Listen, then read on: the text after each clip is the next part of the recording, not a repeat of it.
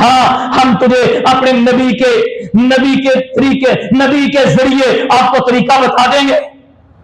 اب یوں جیسے مسجد میں فزیکل انداز میں ہم نماز پڑھتے ہیں، تو بڑے اس طرح نماز نہ پڑھ. تو چلتا جا، گولی فائر کرتا جا، میدان جہاد میں کافروں کی گردنیں اڑاتا چلا جا، پر تو نماز بھی پڑھتا چلا جا، تیرا رب تیری ایسے ہی نماز قبول کر لے گا. پر اگر تو یہ سمجھتا ہے میں اسلام کے غلبے کے لیے میدان جہاد میں آ کر کھڑا ہوا ہوں، وہ سب سے عظیم و شان کام جو نبی علیہ السلام کرتے رہے اس رستے پہ چلتے ہوئے تو دین کی سربلندی کا کام کرنے کے لیے گھر بار چھوڑ کر آیا ہے. اب تجھے نماز معاف ہے؟ تو ایسا نہیں ہے. اس حالت کے اندر بھی تجھے نماز پڑھنی پڑے گی اور اپنے بچوں کو بھی تجھے حکم کرنا پڑے گا. تجھے بھی اللہ کے راہ کے اندر نماز کی حالت میں کھڑا ہونا پڑے گا. تو جس حالت میں بھی نماز پڑھے گا تیرا رب تیری ایسے ہی نماز قبول کر لے گا. پر اے مجاہد صاحب، تجھے بھی نماز معاف نہیں ہے. اور اکثر معذرت کے ساتھ، چونکہ یہ کسی ایک بندے کا مسئلہ نہیں ہے، ہمارا کراچی والوں کا اکثر یہ مسئلہ ہے، کراچی میں اکثر یہ مسئلہ ہے، ہم زیادہ تر نمازیں گھر میں پڑھ لیتے ہیں. ومن اعرض عن ذکری، میں ذکر کی بات کر رہا ہوں، اور میں نے عرض کیا کہ سب سے عظیم و شان جو اللہ کے ذکر کی شکل ہے وہ نماز ہے. نماز کے اندر میری اور آپ کی کتنی سنجیدگی ہے، میں اس بات سے یہ عرض کرنا چاہوں گا. میں کوشش کروں گا کہ میں اپنے آپ کو اور آپ کو بات سمجھانے کی کوشش کروں کہ نماز کتنی بڑا اہم مسئلہ ہے. جس بندے کی نماز ٹھیک ہوتی ہے اللہ کی قسم اس کے دیگر معاملات بھی ٹھیک ہو جاتے ہیں، کیونکہ یہ سب سے بڑا نظام ہے. یہ مسلمان کو ڈسپلن سکھاتا ہے. ایک انڈین پی ایچ ڈی نماز کے اندر وہ پی ایچ ڈی کرتی ہے وہ عورت، اور وہ اپنی کیبنٹ کے اندر بیٹھ کر پھر اس کو وہ بیان کرتی ہے، اس کے اوپر تبصرہ کرتی ہے کہ میں نے اسلام کے اوپر پی ایچ ڈی کی اور میں نے ارکان اسلام کو پڑھا. نماز کا کیا مقصد ہے، روزے کا کیا مقصد ہے، حج اللہ اپنے بندوں سے کیوں کرواتا ہے، اور اس طرح ایمان کی شکلیں کیا ہے، دنیا میں انسان کو بھیجنے کا مقصد کیا ہے. اس نے یہ سارا مطالعہ کیا اور پی ایچ ڈی کیا اس نے اسلام کے اوپر، اور پھر اپنی کیبنٹ میں بیٹھ کر اس کے اوپر تبصرہ کرتی ہے. وہ کہتی ہے کہ اسلام جتنا منظم اور اسلام جتنا ڈسپلن سکھانے والا مذہب ہے، کہتی میں ہندو ہوں، میں نے یہودیت کا بھی مطالعہ کیا، کیونکہ جب کوئی انسان پی ایچ ڈی کرنے کے لیے نکلتا ہے، مقالہ لکھتا ہے، اس کو مختلف مذاہب کی کتابیں پڑھنا پڑتی ہے، اس کو یہودیوں کی کتابیں، نصرانیوں کی کتابیں، مجوسیوں کی کتابیں، ہندوؤں کی کتابیں بھی پڑھنا پڑتی ہے. پھر وہ جا کر تقابل کرتا ہے کہ کون سی چیز اچھی ہے، پھر اس کے اوپر اس کو بحث کرنا ہوتی ہے اور 1000 صفحے کے اوپر اس کو کتاب لکھنا پڑتی ہے. اب وہ کتاب لکھنے کے لیے مختلف مذاہب کا مطالعہ کرتی ہے اور اپنی کیبنٹ میں بیٹھ کر کہتی ہے کہ میں نے مختلف مذاہب کا مطالعہ کیا، میں نے دیگر مذہبی کتابوں کو پڑھا، میں نے دیگر مذہبی رسومات کو دیکھا، ان کے معاملات کو دیکھا، ان کی عبادت کے طریقہ کار کو دیکھا، لیکن جو خوبصورتی اور جو نظام، جو اصول و ضوابط، جو ڈسپلن میں نے اسلام کے معاملات کے اندر دیکھے ہیں، دوسرے کسی مذہب کے اندر وہ نظام دیکھا ہی نہیں ہے. اور پھر اس نے مثال دی. اس نے بولا دیکھو مثال کے طور پر لاکھوں لوگ اللہ کے گھر میں حج کے لیے جاتے ہیں، عمرے کے لیے جاتے ہیں. اللہ نے ایک طریقہ بتا دیا کہ بھائی نماز اگر مغرب ہے تو اس کی 3 رکھتے ہیں، اگر عشاء ہے تو اس کی 4 رکھتے ہیں، اگر فجر ہے تو اس کی 2 رکھتے ہیں. یہ بتا دیا.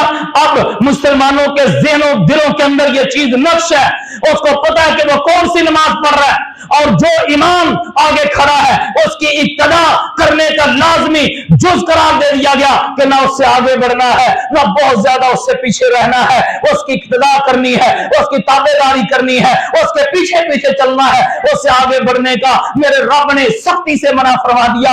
جب ہر مسلمان کے ذہن کے اندر یہ نظام ڈال دیا، یہ اصول اور قواعد ڈال دیے، اب اتنا آسان ہو گیا کہ لاکھوں لوگ ہوتے ہیں اللہ کے گھر کے اندر، کوئی بندہ بھی امام کو دیکھنے نہیں آتا، کوئی بھی حاجی امام صاحب کو دیکھ نہیں رہا ہوتا، لیکن کیسا خوبصورت دین ہے. امام صاحب اسپیکر کے اندر اللہ اکبر کہتے ہیں تو اس نے نماز کھڑی کی ہے، لیکن کوئی بھی بندہ جانے انجانے میں رکوع میں نہیں جاتا. اس کو پتا ہے کہ इमाम साहब ने नमाज शुरू की है तो ये इब्तिदाई अल्लाह अकबर है। जब वो रुकू के लिए अल्लाह अकबर कहता है तो कोई भी लाखों की तादाद में लोग वो सजदे में नहीं जाते बल्कि रुकू के अंदर जाते हैं। और जब समय अल्लाहु लिमन हमिदा कहा जाता है तो कोई बंदा डायरेक्ट सजदे में जाने की बजाय बल्कि इमाम की इक़्तिदा करते हुए सुबहाना समी अल्लाहु लिमन हमिदा रब्बना वलकल हम्द कहता हुआ वो खड़ा हो जाता है। कहती है लाखों की तादाद में लोग होते हैं, एक बंदा उनको चलाने वाला होता है जिसको वो लोग इमाम कहते हैं, जिसको वो अपना पेशवा कहते हैं, जिसके पीछे वो नमाज पढ़ते। अकेला बंदा चल रहा होता है। दीन का निजाम इतना खूबसूरत है कि अकेला बंदा एक काशन के साथ लाखों लोगों को डील कर रहा होता है। यह है मेरा दीन, ये है इस्लाम। अल्लाह अकबर, अल्लाह की कसम, इस इस्लाम के अंदर बड़ी फ्लेक्सिबिलिटी है, बड़ी लचक है, बड़ी खूबसूरती है। जितना इसको खूबसूरत करके इसको अपनाते चले जाएंगे ये इतना ही हमारे लिए सहूलियत पैदा करता चला जाएगा, और जितना इसको मुश्किल बनाते जाएंगे ये मुश्किल से मुश्किल होता चला जाएगा। बिल आखिर ये बंदा कहेगा मौलवी साहब बातें तो सारी आपकी ठीक है पर क्या करें, आखिर दुनियादारी भी है। मैंने शुरू में अर्ज किया कि इसी दुनियादारी को दीन के दायरे में लाकर काम किया जाए तो यह इबादत बन जाएगी, मगर जब इस दुनियादारी को दीन के दायरे से हटाएंगे तो फिर ये दीन न दीन रहता है न दुनिया रहती है, ये चंगेजियत बन जाती है, ये हलाको खान को तसव्वुर पैदा कर देती है, ये जालिम और जाबिर का तसव्वुर पैदा कर देती है। आओ मेरे अजीज भाइयों, हम नमाज के ऊपर अपनी फिक्र करें, अपने बच्चों को नमाज के ऊपर खड़ा करें, अपनी फैमिलियों को नमाज के ऊपर खड़ा करें। और मैं अर्ज कर रहा था यह हमारा कराची वालों का मसला है कि हम ज्यादातर नमाजें अपने घरों के अंदर अदा करते हैं। ये भी बड़ा अजीब मामला है। सहाबी रसूल आए अब्दुल्ला इब्न उम्मे मक्तूम रजी अल्लाह तआला अन्हु रुखसत मांगने के लिए। अल्लाह के रसूल अलैहिस्सलातु वस्सलाम, मेरा चूंकि मदीना से बाहर जाकर घर है, मज़ाफ़ात के अंदर है, मुझे पैदल चल के आना पड़ता है, आंखें मेरा काम नहीं करती, कभी मुझे कोई लाने वाला होता है कभी नहीं होता।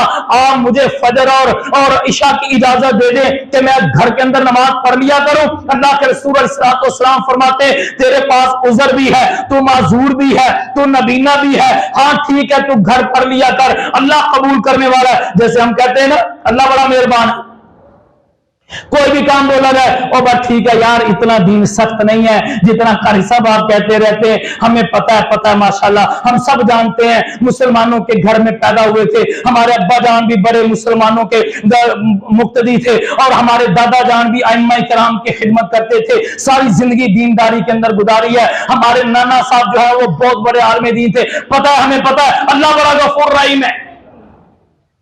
आसमान से आवाज आती है मैं वाकई बड़ा गफूर रहीम हूं, मैंने अपने गुस्से के ऊपर अपने रहमत को गालिब कर रखा है कि हमेशा जब भी मुझे गुस्सा आएगा मेरी रहमत उसके ऊपर हावी हो जाएगी, गालिब हो जाएगी, फिर वो आया हुआ गुस्सा उस रहमत की वजह से वो खत्म हो जाएगा, छट जाएगा और मैं अपने बंदे के साथ मेहरबान हो जाता हूं। लेकिन ये जो मैंने दुनिया के अंदर नबी भेजे, ये जो दीन भेजा, ये जो इस्लाम भेजा, फिर इस इस्लाम को मॉडल के तौर पर पेश करने के लिए मैंने अपने अंबिया किराम को उनके साथी सहाबा किराम को भेजा। फिर इस दीन पर अमल करते हुए उन्होंने तरह की तकलीफें उठाई, कुर्बानियां दी और जज्बों के साथ इस पर अमल करने की कोशिश की। आखिर इन चीजों की भी तो कोई हकीकत है ना।